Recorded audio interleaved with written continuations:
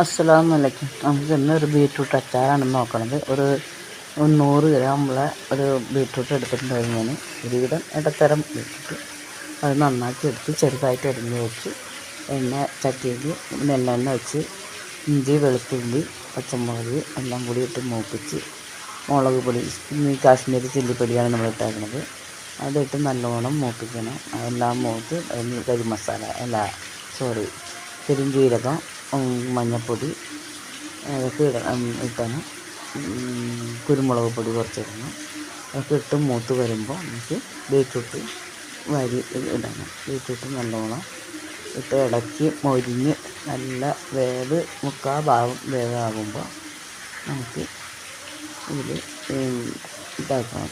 നല്ലോണം ഇളക്കുക. ആ പൊടിയുടെ കൂടെ മിക്സ് ചെയ്തിട്ട് അത് ബീറ്റ്റൂട്ട് നല്ല ടേസ്റ്റാണ്. കുട്ടികൾക്കൊക്കെ വളരെയധികം ഇഷ്ടപ്പെടും.